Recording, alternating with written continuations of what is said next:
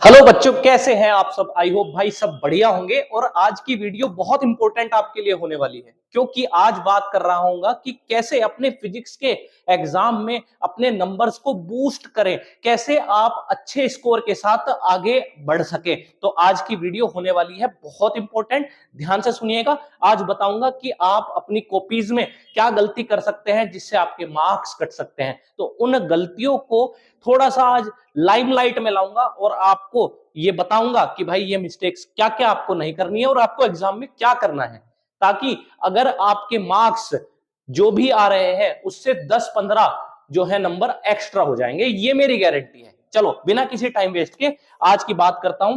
Do not do these mistakes. भाई कौन सी mistakes हैं आज आपको बताने वाला हूं। आज आपको बताने वाला हूं भाई। सबसे पहली बात, आखिरी सीख मेरी आपके लिए इस सब्जेक्ट में वो ये है कि भाई सबसे ज्यादा जरूरी है कि आप नहीं, आपकी कॉपी बोलती है। आपकी जो आंसर शीट है वो बोलेगी आप क्या हो, कहां से हो, कैसे दिखते हो, कितना आता है, कितना नहीं आता। कोई मैटर ये नहीं करता जब तक आप कॉपीज में अपनी आंसर शीट में सही से आंसर ना लिखें।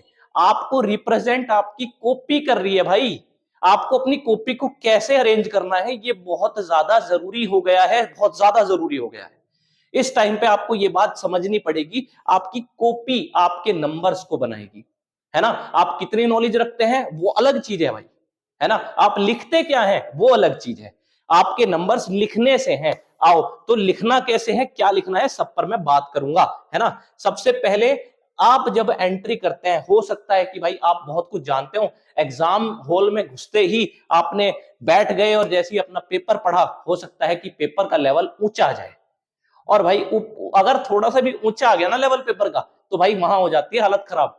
आपको ऐसे में अपना पेशेंस रखना है, कॉन्फिडेंस रखना है अपने आप में कि भाई कुछ भी हो जाए, एग्जाम अच्छा आए बेकार आए, पेशेंस के साथ आपको पेपर को पढ़ना है, कॉन्फिडेंस के साथ पढ़ना है, अपने ऊपर विश्वास रखना है और फिर धीरे धीरे अपने पेपर को स्टार्ट करना है भाई, है ना। तो कॉन्फिडेंस बहुत जरूरी है ना। फिर इसके बाद आपको सबसे बड़ी गलती जो आप अपने एग्जाम में करते हैं भाई, ये घोच पोच घोच पोच घोच पोच भाई ये नहीं होनी है। अगर आपकी कहीं कोई आपने आंसर लिखा उसमें गलती हो गई, तो भाई उस पर बस एक ऐसे कट लगा दो। ये ऐसे इतना सारा मैशिंग करोगे भाई गलत हो जाएगा, बहुत गलत इंप्रेशन जाएगा चेकर्स पर। समझ गए बात को। चेकर्स को भाई इस चीज का बहुत ज्यादा आपको ध्यान में रख के लेके चलना है कि भाई वहां भी कोई इंसान बैठा है जो आपकी कॉपीज चेक कर रहा है, और वो भी अपनी जिंदगी में अपनी कॉपी में किसी भी तरह की समस्या नहीं चाहता।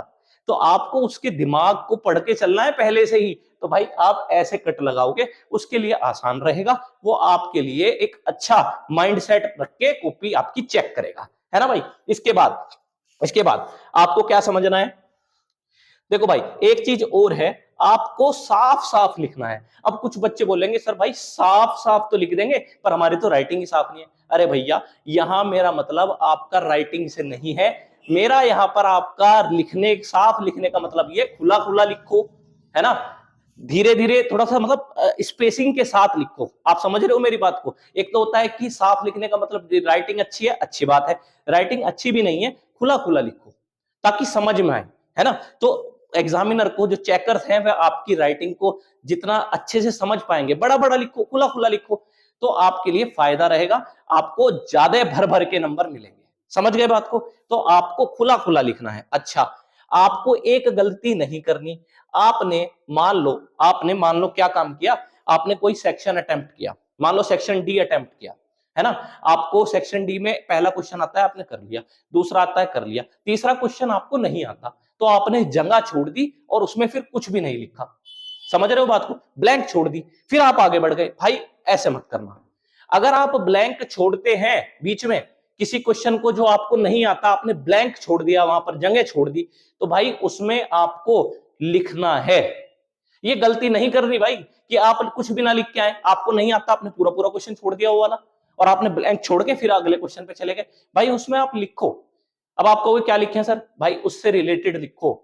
लिखो, खाली नहीं छोड़ना है, लिखना जरूर है। अगर आप लिखोगे तो भाई वहां चांस बनेगा आपको चेकर कुछ नंबर दे दे, लेकिन जब आप वहां कुछ लिखोगे ही नहीं तो भाई नंबर कहां से मिलेगा। समझ रहे हो बात को? ऐसे आप नंबर अपने इनहेंस कर सकते हो, बढ़ा सकते हो। खाली नहीं छोड़ना है, जगह खाली नहीं छोड़नी है। क्वेश्चन नहीं आता कोई बात नहीं भाई, लेकिन उसको अटेम्प्ट कर लो। समझ गए बात को? ये गलती नहीं करनी कि अटेम्प्ट ही नहीं करा, क्योंकि अगर आप अटेम्प्ट ही नहीं करोगे भाई 0 मार्क्स हो जाएंगे। लेकिन अगर आपने कुछ अटेम्प्ट किया, कुछ यहां पर चांसेस हैं कि एग्जामिनर चेकर आपको कुछ नंबर दे दे भाई, है ना भाई? तो ये जरूर करना है। देखो, अटेम्प्टेड बराबर चांस फॉर मार्क्स। आपने अटेम्प्ट किया तो कुछ नंबर तो मिल जाएंगे, लेकिन ब्लैंक छोड़ दिया, गारंटीड 0 मिलेंगे, है ना भाई? इस चीज का आपको ध्यान रखना है। अब और क्या ध्यान रखना है, और क्या ध्यान रखना है? अब बच्चे क्या गलती करते हो आप एक काम करते हो, जब आप एग्जाम कर रहे हो, आपने एक क्वेश्चन सेक्शन सी का कर दिया, है ना? फिर आपको लगा नहीं भाई मूड सा नहीं बन रहा, अच्छा नहीं लग रहा, चलो एक सेक्शन डी का कर देता हूं। भाई मिसमैच हो जाता है, घोच पोच हो जाता है, चेकर्स को परेशानी आती है। और आपको देखो, आपको करना क्या है, आप मेरी बात समझ रहे हो? आपको थोड़ा सा चेकर के दिमाग को लेके चलना है, सोच के चलना है कि वो सोचता कैसे है। आप अपने ऊपर लेके देखो ना, आप बहुत ज्यादा कॉम्प्लिकेशन पसंद करते हो या सिंपल और बिल्कुल आसान तरीके से चीजों को पसंद करते हो? भाई सभी की बात है, थोड़ा सिंपल और आसान चीजें रहे। तो भाई जब आप कॉम्प्लिकेटेड कर दोगे, आपने सी सेक्शन का एक क्वेश्चन कर दिया, फिर आपने कोई और से सेक्शन का कर दिया, भाई मिस घोच पोच हो जाता है, परेशानी आती है चेकर को। तो भाई आपके नंबर्स अफेक्ट हो सकते हैं, क्योंकि उसका माइंडसेट थोड़ा सा उलझा दिया है आपने। तो आप एक सेक्शन को पकड़े, उसको आप अच्छे से अटेम्प्ट करें, जो नहीं आता उसकी जगह छोड़ दें, लेकिन उसको भाई बाद में कुछ ना कुछ उसमें अटेम्प्ट जरूर कर दें, उसका आंसर जैसा भी है लिख कर जरूर आए। अच्छा, ये बात आपको ध्यान रखनी है। तो घोच पोच नहीं करना है, एक एक सेक्शन आपको पकड़ना है। अच्छा, और क्या करना है, और क्या करना है, और क्या करना है? अब कौन से सेक्शन को आपको पहले पकड़ना चाहिए? भाई मेरी सजेशन ये है, सबका अपना अपना तरीका होता है बच्चों, है ना? सबका अपना तरीका है। मेरा सजेशन ये है कि आप सेक्शन सी को पकड़ें। सेक्शन सी को पकड़े भाई, सेक्शन सी 3 मार्क्स का है। आप इसमें सबसे पहले अटेम्प्ट करें इसको। सेक्शन सी कर लिया, बहुत अच्छी बात है, पहला अटेम्प्ट आपका पूरा हुआ। इसके बाद capture heavy marks. Heavy marks में कौन है? सेक्शन 5 पकड़े हैं। 5 मतलब जिसमें 5 नंबर का क्वेश्चन आता है, सेक्शन डी। सेक्शन डी पकड़े, ये हाई वेटेज के सेक्शन है। आप इनको पहले कर लोगे ना, तो आपका माइंड प्रिपेयर हो जाएगा, अच्छे से आपने ज्यादा से ज्यादा चीजें कवर कर ली होंगी, है ना? और अगर आपने इनको लास्ट में पकड़ा, सेक्शन जो आपका डी है, सेक्शन सी है, सेक्शन ई है, अगर आप इनको बाद में पकड़ेंगे तो क्या होगा? तो आपको समस्या बनेगी, है ना? तो सेक्शन ई जो कि 5 मार्क्स का है, वो आपको पकड़ना है जल्दी। समझ गए बात को? ऐसा नहीं कि आप इसको बाद में कर रहे हैं, उससे क्या होता है मैं बताता हूं। आपका जो माइंड है ना, आपका जो माइंड है वो ना थक जाता है लास्ट तक आते आते, है ना? जब आप बड़े बड़े क्वेश्चंस पे जाओगे तो आप थोड़ा सा कहीं ना कहीं थोड़ा कम एक्टिव रहोगे, है ना? उससे क्या होगा, आपके आंसर राइटिंग का जो तरीका है उस पर फर्क पड़ता है। समझ रहे हो मेरी बात को? समझ रहे हो? तो ये चीज आपको ध्यान रखनी है, आंसर राइटिंग का तरीके पर फर्क पड़ता है। तो आपको पहले बड़े क्वेश्चंस करने, नंबर आपके ज्यादा पकड़ में आ जाएंगे, है ना? क्योंकि लास्ट में अगर आप छोटी चीजें करोगे ना, तो ठीक है, चलता है। अगर वो कम ज्यादा भी हो गया नंबर, उसमें गलती भी हो गई, तो भाई नंबर कम जाएंगे ना, है ना? यहां बहुत बड़ा नंबर का लॉस हो जाएगा। इस चीज के लिए आपको मैं बोल रहा हूं। इसके बाद आपको क्या करना है? केस स्टडी पकड़नी है। केस स्टडी पकड़नी है। पहले आपने सेक्शन सी पकड़ लिया 3 मार्क्स वाला, फिर सेक्शन ई पकड़ लिया 5 मार्क्स वाला, उसके बाद आपने सेक्शन डी पकड़ लिया। डी में आपका केस स्टडी क्वेश्चन होगा 4 मार्क्स वाला। फिर आप ये करना, है ना भाई? ये करना उसके बाद, ठीक है? अब एक गलती जो सबसे बड़ी बच्चे कर देते हैं, मेरा खुद का एक्सपीरियंस है, जब मैं चेकिंग के लिए जाता हूं, मैंने देखा है कि यहां गलती क्या होती है, जो चेकर्स भी कभी कभी गलती कर देते हैं। देखो, मुझे कहना नहीं चाहिए बात, लेकिन हो जाता है ना? आपने खाली ए लिख के आए, आप ऐसे लिख के आ गए आंसर में, ऑब्जेक्टिव को आपने ऐसे लिखा। ध्यान से सुन लेना मेरी बात को, बहुत इंपॉर्टेंट बात बता रहा हूं बच्चों। आप ऐसे लिख के आ गए ए, क्या होगा? अब क्या हो सकता है, यहाँ चांसेस हैं कि चेकर आपकी जो आंसर है उसको शायद ठीक करेक्ट कर, मतलब ठीक कर दे। और ऐसा भी हो सकता है कि वो इसको काट दे। क्यों काट दे? कि भाई भले ही उसका आंसर ठीक हो, बाई मिस्टेक हो जाएगा। थोड़ा आप समझिए, साइकोलॉजी को समझिए। मैं यहां पर ये बताना चाह रहा हूं कि चेकर्स की थोड़ी साइकोलॉजी को समझिए, है ना? वो कोशिश करेगा कि सही चेक करे, लेकिन चांसेस है कि यहां गलती वो कर दे। चेकर आपके आंसर को सही को भी गलत काट सकता है, क्योंकि उसको ए बी सी डी से थोड़ा समझने में दिक्कत आ रही है ना? कहीं वो गलती कर सकता है। लेकिन अगर आप ए लिख रहे हैं और उसका आंसर जो भी है वो आप लिख रहे हैं, जो भी आंसर है उसका आपने लिख दिया, है ना? आंसर के साथ लिख दिया यहां पर ऐसे, तो उसको पता है कि ये आंसर करेक्ट है। तो वो एकदम राइट मारेगा।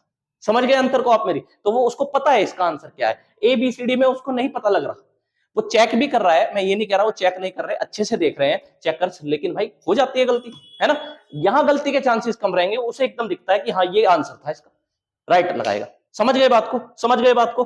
ठीक है, तो try to write complete answer. Complete answer से मतलब मेरा यहां पर उसका जो जो भी वो वर्ड है वो लिखना है ना। सॉल्यूशन नहीं कह रहा हूं करने को ऑब्जेक्टिव का भाई, ना ना ना, सिर्फ आंसर लिखने को कह रहा हूं। अच्छा अच्छा, तो ये करना है। इसके बाद आपको जो डायग्राम्स होते हैं बहुत क्लियर एंड कट बनाने हैं, क्लियर कट डायग्राम्स बनाने हैं बच्चों। अच्छा, और क्या ध्यान रखना है, रे डायग्राम्स में आपको रेज बहुत अच्छे से ड्रॉ करनी है, रेज बहुत अच्छे से ड्रॉ करनी है मेरे बच्चे, इस बात का ध्यान रखना, ठीक है। डोंट रिवाइज ब्लाइंडली भाई, है ना। पता क्या हो रहा है, अब कहीं कोई सीरीज चल रही है, कहीं कुछ चल रहा है यूट्यूब पर, कहीं कुछ चल रहा है, कहीं बुक से लगे पड़े हैं बच्चे। भाई अपना जो भी आपके नोट्स हैं, आपने अगर बहुत अच्छे से पहले से पढ़ाई की है तो भाई स्ट्रिक्टली आप अपने उन टीचर्स के नोट्स को और अपना जो PYQ होता है भाई उसको फॉलो कर लो। ये मेरी आपसे विनती है। अगर आप कुछ जानते हैं, आपने पूरे साल कुछ पढ़ा है, लेकिन अगर आपने कुछ नहीं पढ़ा इन दिनों की बात में, अब आपको क्या करना चाहिए, तो आपको ना अब कुछ सेलेक्टेड वीडियोस देखनी चाहिए। अब आपको क्या करनी चाहिए, कुछ सेलेक्टेड वीडियोस देख, इधर उधर सब जगह नहीं, सिर्फ कुछ सेलेक्टेड वीडियो। जैसा कि आप अपने हिसाब से देख सकते हैं, लेकिन भाई मैंने भी एक सीरीज चला रखी है हुंकार सीरीज के नाम से, बहुत ज्यादा आपको बेनिफिट देने वाली है। इसमें मैंने आपको पूरे पूरे चैप्टर्स करा रखे हैं और बहुत ही कम टाइम के अंदर आपकी ज्यादा से ज्यादा 10 या 12 वीडियोस होंगी भाई, आपको बहुत हेल्प मिल जाएगी, बहुत ज्यादा। आप ये हुंकार सीरीज जरूर देखें, प्लेलिस्ट में आपको मिल जाएगी। अच्छा, इसके बाद कुल मिला के टोटल बात हो गई है, कॉन्फिडेंस रखना है बच्चों, है ना। और क्या करना है, दूसरी बात आपको क्या करना है, सेक्शन C, E और D इन पर पहले फोकस करना होता है। अटेम्प्ट ऑल क्वेश्चन, कोई क्वेश्चन छोड़ना नहीं है। NEET diagram, diagrams and complete options, complete options को लिखना है और डायग्राम्स बहुत ही अच्छे बनाने हैं। ये बातें आपको क्या कर रखनी है भाई, याद रखनी है ना। तो अपनी कॉपी को बोलने दो और भाई लगे रहो, है ना। और इस बात का ध्यान रखो कि इतनी मेहनत करके अगर अगर 1% भी ऐसा हुआ कि आपका वो आपको पेपर में चीजें नहीं दिखाई दी, भाई मायूस नहीं होना। जो मैंने ट्रिक बताई है, जो मैंने आपको यहां पर बात बताई है, इसको फॉलो करना, सब अटेम्प्ट करना, आपका भला होगा, ये मेरी गारंटी है। तो आपको भाई तैयारी करते चलना है। मिलता हूं आपसे नेक्स्ट वीडियो में। एक बात और बताऊंगा, वो आपको नेक्स्ट वीडियो में आपको पता लगेगी, लेकिन भाई आपको सारा फ्रेमवर्क पता लग जाएगा। अब जाओ, जाके पढ़ाई करो, टाइम वेस्ट नहीं करना है। मिलता हूं नेक्स्ट वीडियो में।